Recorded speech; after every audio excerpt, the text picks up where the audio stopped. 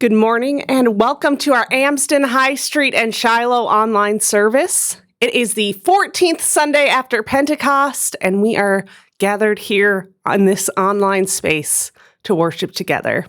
Let us pray.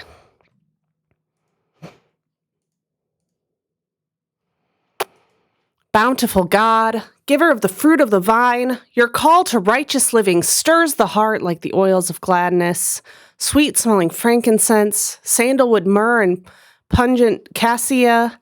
Your charge to be doers of the word and not hearers only sparks the soul like the fragrance of wildflowers and the blossoms of spring. Inspire true devotion in our hearts that we may care for your little ones and hearken to the needs of your people. Amen.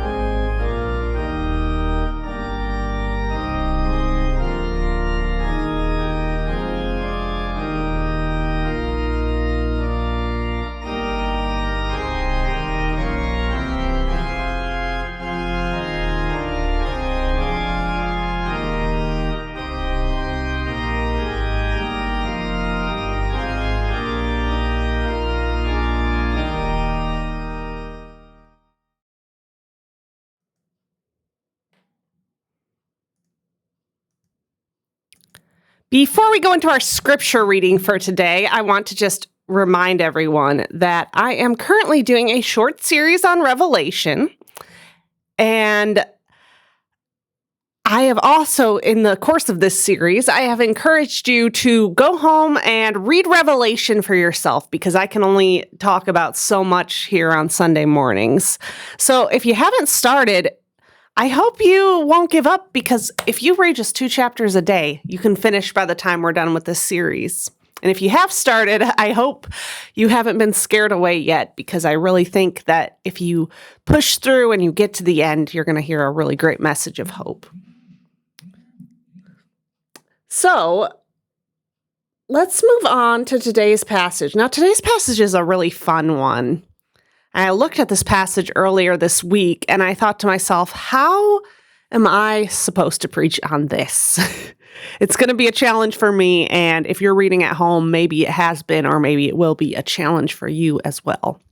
So let's keep in mind our goalposts for reading Revelation, or our guideposts for reading Revelation. First of all, let's think of how this passage makes us feel.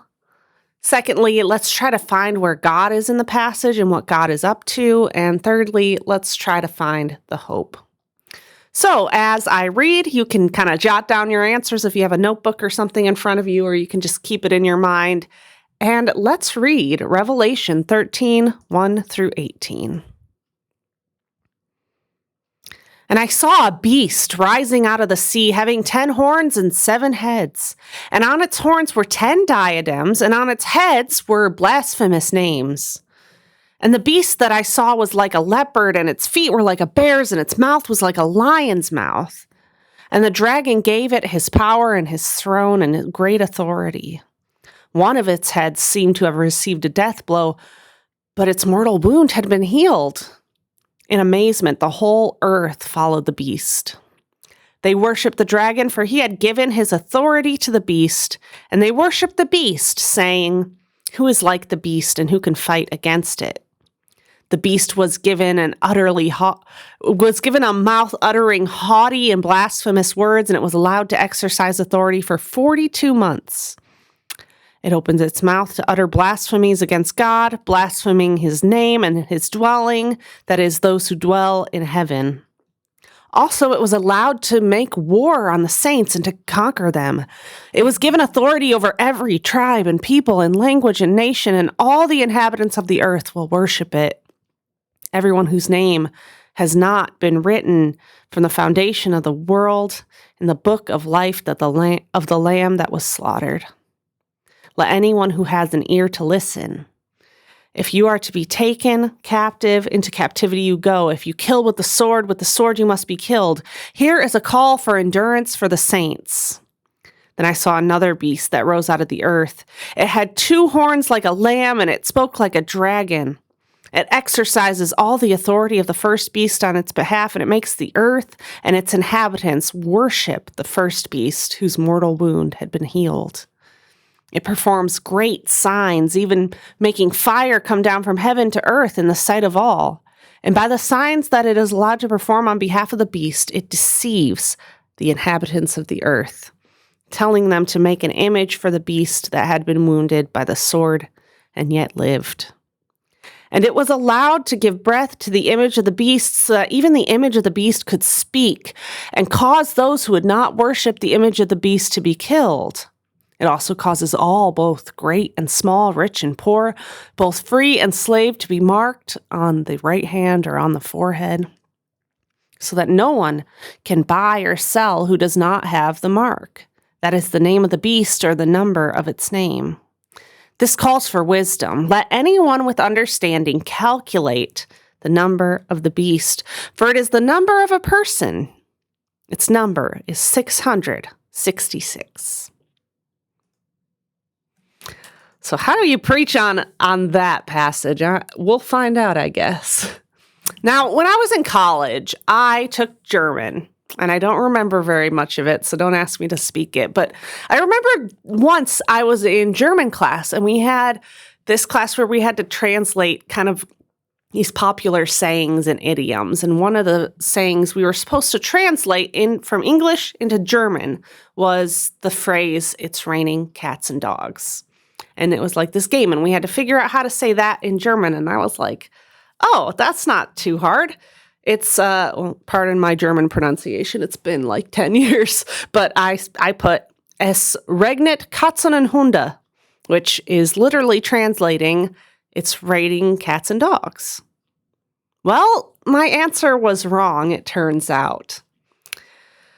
Because I can say to most people in this room, it's raining cats and dogs, and you know what I mean. You know I don't mean that animals are literally falling from the sky. You know that I mean it's raining a lot. But if you go to Germany and you want to tell a German-speaking person that it's raining a lot, you don't say it's raining cats and dogs, because that's an expression that doesn't translate well into German. It's not something that many Germans know what it means. And so if you want to say it's raining a lot, you're supposed to say something like, Es schüttet wie aus Eimern. And I probably pronounced that totally wrong. But what this means basically is it's pouring out buckets. And that's how in German you say it's raining a lot. So that's how you would translate a phrase like it's raining cats and dogs into German. You wouldn't use this literal translation. You would use a different idiom that means the same thing. Why am I telling you this? Well, I think that we have a raining cats and dogs situation here in Revelation 13.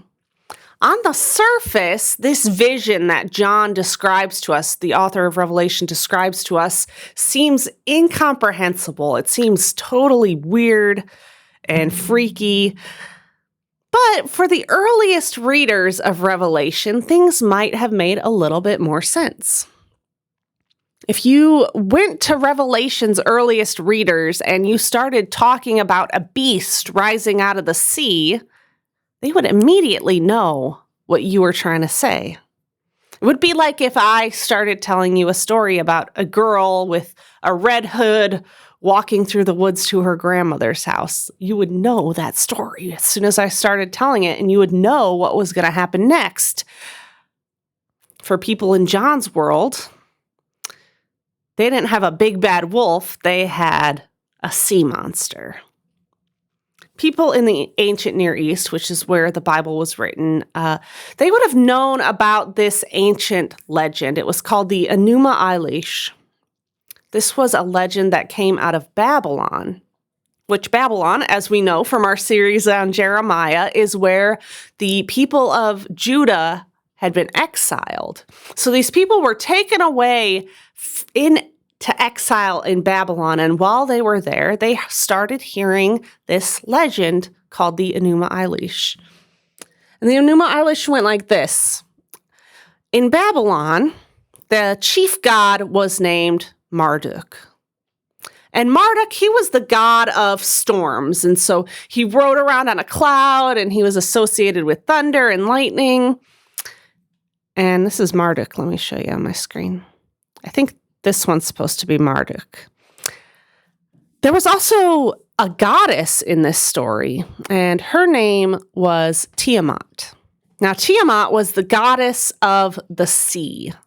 And to ancient people in the ancient world, the sea was this place of chaos and death. I mean, it makes sense, right? Like people would go into the sea and they would drown and ships would disappear. So ancient people really associated the sea with chaos. So the land was order and the sea was chaos. And so this goddess, Tiamat, she was the goddess of the sea, but she was also the goddess of chaos. And as the goddess of chaos, she was kind of feared. So often, carvings and paintings and pictures would depict her as this dragon. So here you have Tiamat, is this big snake-like dragon that you see over here.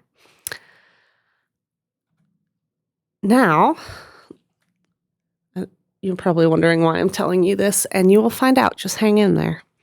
So, the story goes that one day, Tiamat, this big sea monster, she was running around. She was causing all sorts of chaos. She was trying to make war on the other gods. And so Marduk, the storm god, this patron god of Babylon, came riding in on the clouds, and he fights Tiamat, and he wins, and he cuts the dragon up, and he uses the pieces of the dragon's body to create the world. So it's kind of a weird, violent story, but it's a story that everyone in Babylon knew, including these exiles from Judah who had been taken to Babylon. God's people in the time of Jeremiah would have heard this story, and they would have heard this story at a time when they had just suffered a terrible defeat at the hands of Babylon. They had just recently lost their homes and their temple and their land.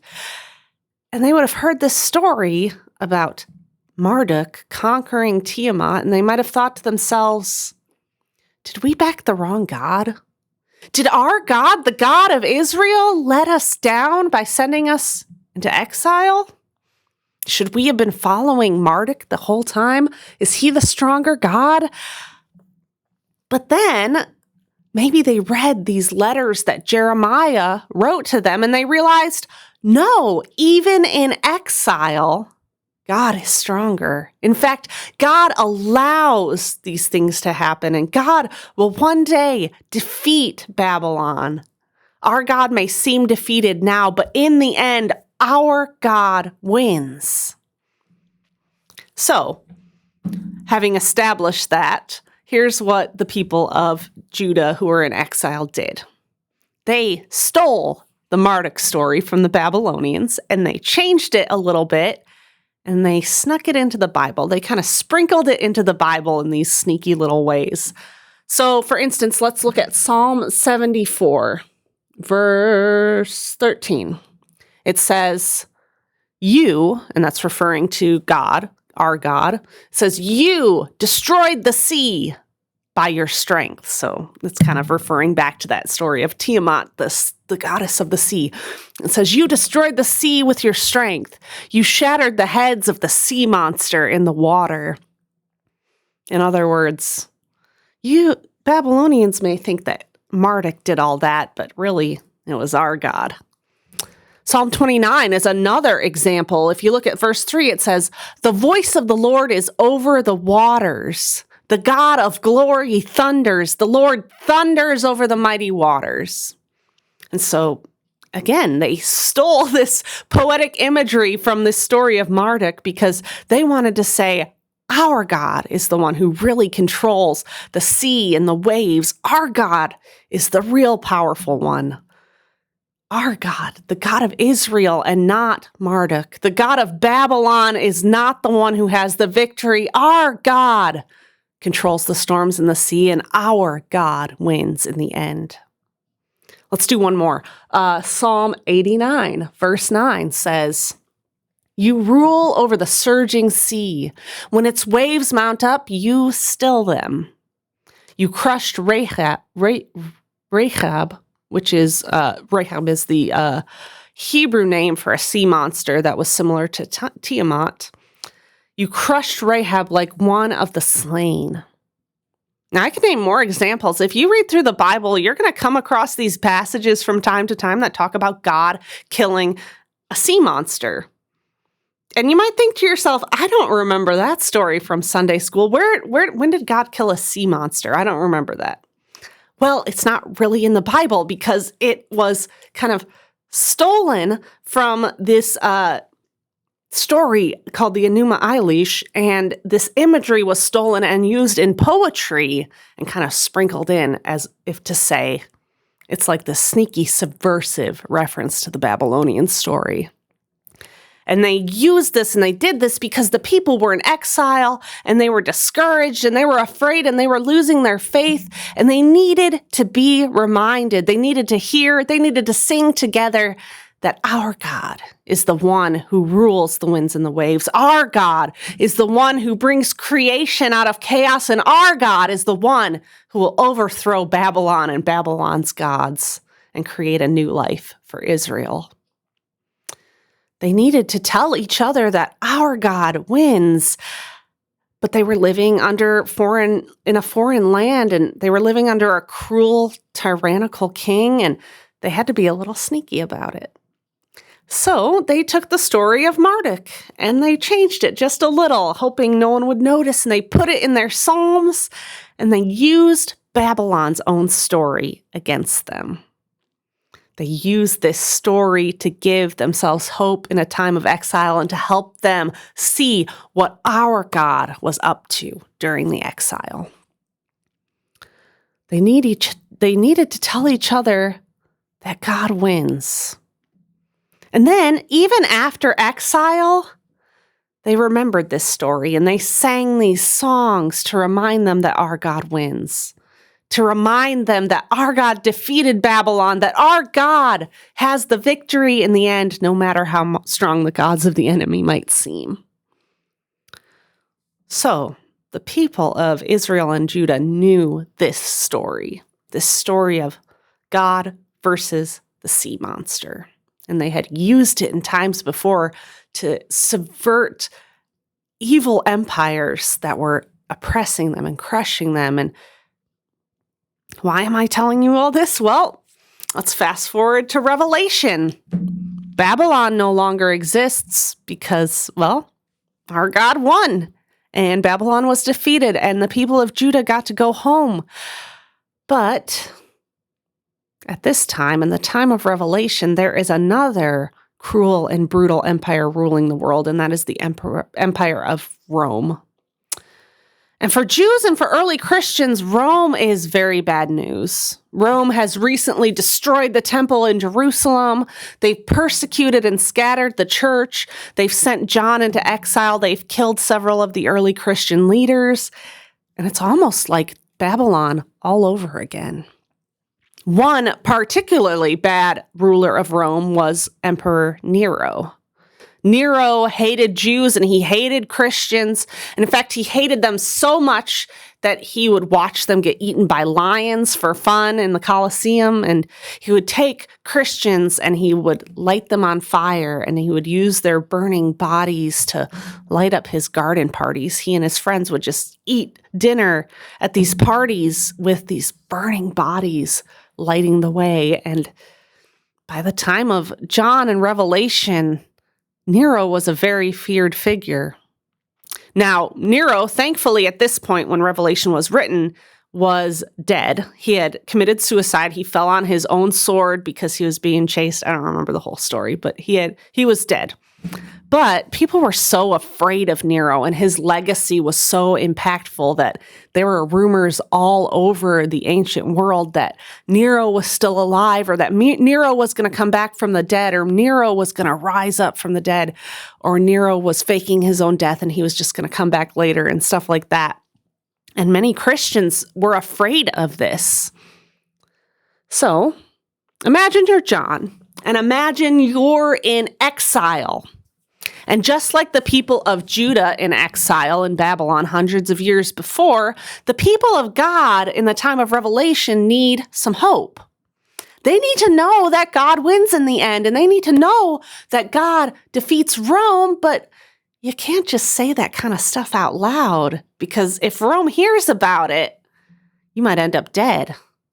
And John is already on this prison camp on the Isle of Patmos, and so he's kind of in hot water already. And I'm sure his captors aren't just going to deliver his letters to the churches without reading them first to make sure they don't have any treasonous material. So John has to be a little sneaky.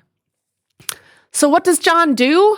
Well, he remembers. He remembers how the people in exile in Babylon were sneaky. He remembers that old story of Marduk and Tiamat. And he remembers how his ancestors stole that story from Babylon, right from under their noses, and they used that imagery of a storm god who brings life from chaos, who defeats the sea dragon. They used that story and that imagery, but they took it and they said, you know what?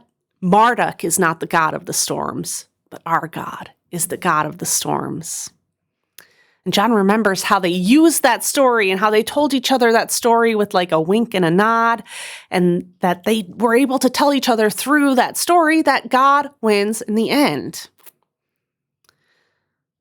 So John does the same thing. If you remember, throughout Revelation up to this point, there have been several times where God was referred to as a storm god, shows up in flashes of lightning and peals of thunder and covered with a cloud. And so this kind of storm god imagery that John uses as a way of foreshadowing, as a way of kind of letting the people know what story he's trying to tell. And just like if I started telling you a story of a girl with a red hood walking through the woods, they hear this thing about the storm god and they know what story this is. So here in chapter 13, so earlier in the book of Revelation, you have instances of this storm god, which is not Marduk, but our God. And here in chapter 13, you have the opposite. Here in chapter 13, you get the sea monster.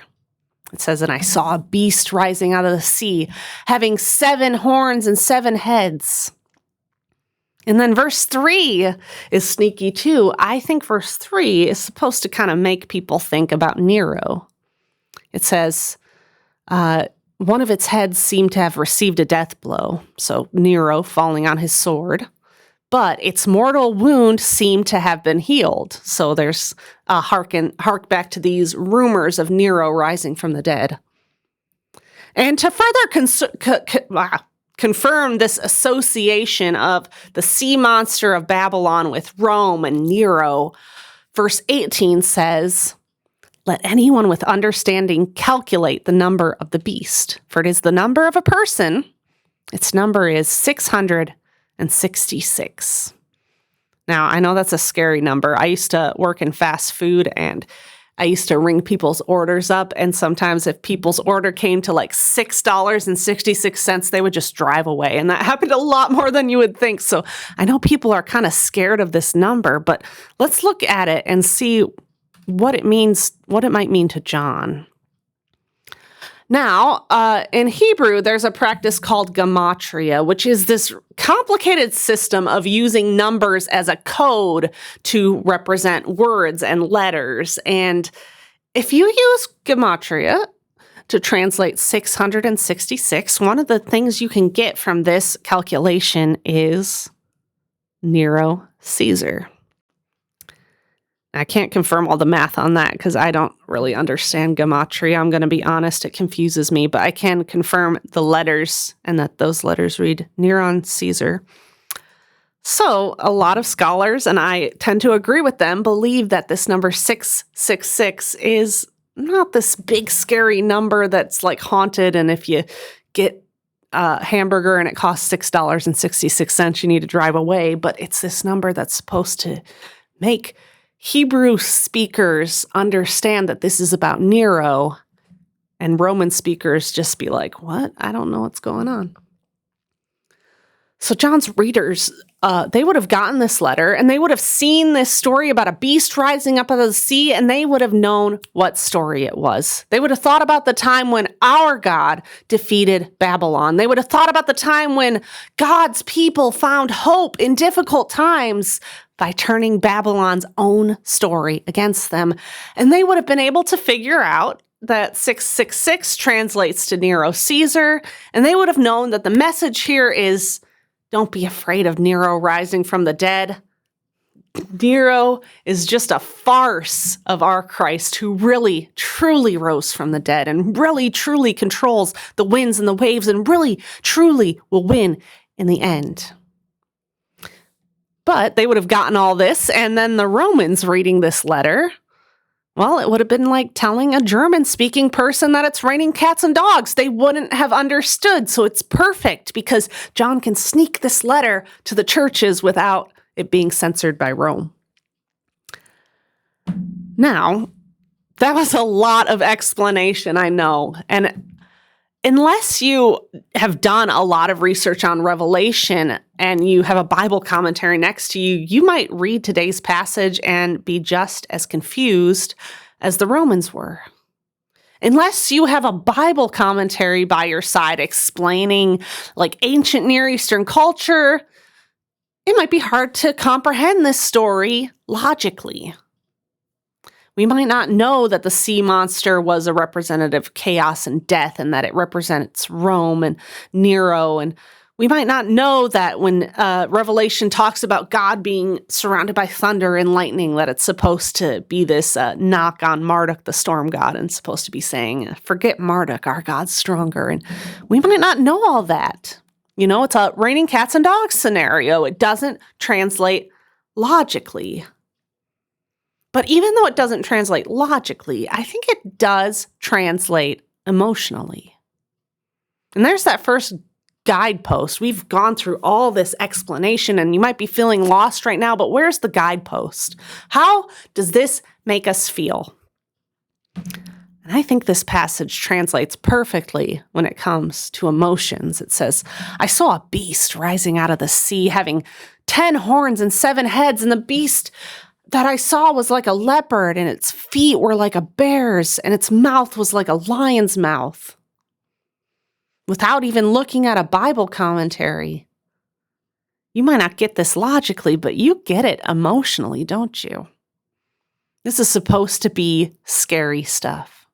Emotionally, this beast touches something in us that just chills us to the bone. It touches on these universal fears that are unavoidable even in our world today. This fear of chaos, the fear of change, the fear of destruction, the fear of tyrants, the fear of death, the fear of monsters.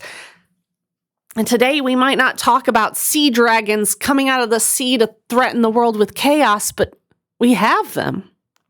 Whether you call it raining cats and dogs or whether you call it pouring out buckets, we all get wet. I've said before that some people read Revelation like a history book and some people read it like a crystal ball. And you can read this like a history book. In fact, I just did in my explanation. I read Revelation like a history book, but I don't want to only read it like a history book. I don't want to only read it and think that 666 means that Nero Caesar is the beast, and so we don't have to worry about the Antichrist or the beast anymore. And you can also read it like a crystal ball, and you can say, this is only about the future. And so some big bad Antichrist with a capital A is going to show up one day. And until then, we don't have to worry about it. But as I've said, I don't want to ultimately settle on either one of those interpretations of Revelation. I want to see Revelation as a living text that can speak to us right now in our day. So I think this is about the past. I think it is about Caesar and Nero and Rome. And I think it's possible that it could be about the future too. And I think it's possible that one day we'll find ourselves at the end of God's plans for the world, and the forces of evil are going to rise up like never before and bring out their biggest and their baddest beasts to oppose God's plans. And I think both of those are true, but I also think that Revelation speaks to us now. Chaos, that chaos represented by that sea monster from the stories, is a human constant. It doesn't mean we don't have joy or happiness in our lives or that we never feel at peace, but it does mean that chaos and instability and upheaval and destruction and death are things that shape our lives as humans and always have. And probably always will, as long as we're on this earth. And sometimes it feels as scary as watching a dragon rise from the sea. Sometimes it becomes easy to lose sight of that second goalpost, which is, where is God? God doesn't show up too much in Revelation chapter 13. Where is God when dragons are rising out of the sea? Where is God? Well, John's readers would know, and that's why I spent so much time talking about the Enuma Elish and about how God's people stole this story from Babylon. And that's not just because I wanted to give you a history lesson. It's because I want you to know what the story is. I want you to know that this story has an ending already, and that ending is that God wins. God wins, and God defeats the sea monster, and God creates a new world from its ashes. Let's look at the rest of Revelation. Let's skip ahead because we'll get to this more next week, but let's just take a quick look. In chapter 14, it says, I looked, and there before me was the Lamb standing on Mount Zion, and I heard the sound from heaven like a roar of rushing waters and like a loud peal of thunder. So there's that storm god imagery. Here comes the storm god again, ready to fight this beast. And John keeps up the suspense for a couple chapters, but then in chapter 19, it pays off. It says, I saw heaven standing open, and there before me was a white horse, whose rider is called Faithful and True.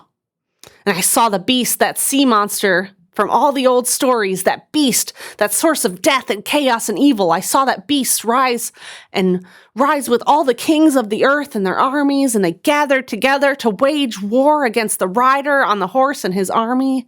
But the beast was captured and was thrown alive into the fiery lake of burning sulfur.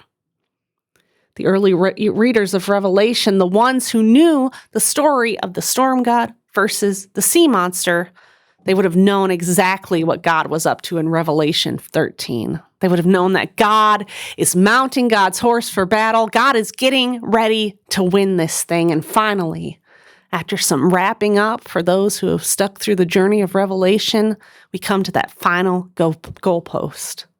We find the hope in chapter 21. It says, I saw a new heaven and a new earth. For the first heaven and the first earth had passed away, and there was no longer any sea. That last part, no longer any sea, used to confuse me. But now I know that it's really about that old story of the sea monster. The sea represents tyranny and chaos and death and oppression. It represents Babylon. It represents Rome. It represents Nazi Germany. It represents the Taliban. Sometimes, unfortunately, it even represents the USA. Any monstrous rulers that might rise in our day and time now and in the future, the sea in this story represents that. Anything that opposes God's plans. Anything that stands against life and freedom and peace. I saw a new heaven and a new earth. For the first heaven and the first earth had passed away, and there was no longer any sea.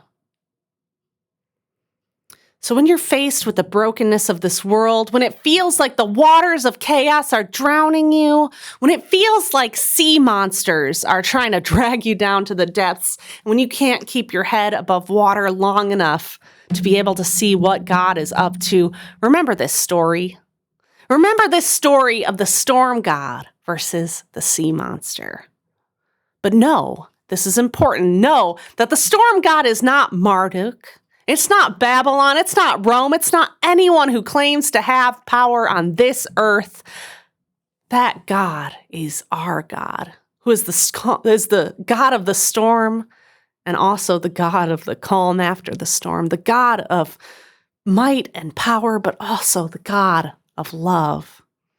And even as we speak, that God is wrapping God's self in the clouds, shouting with a voice of thunder and ready to storm the forces of chaos, ready to defeat the dragon and create our broken world anew from the dragon's ashes, ready to make a new heaven and a new earth where there is no longer any sea. The end of the story is this: God, our God, beats the monsters. Our God wins. Know this and have hope.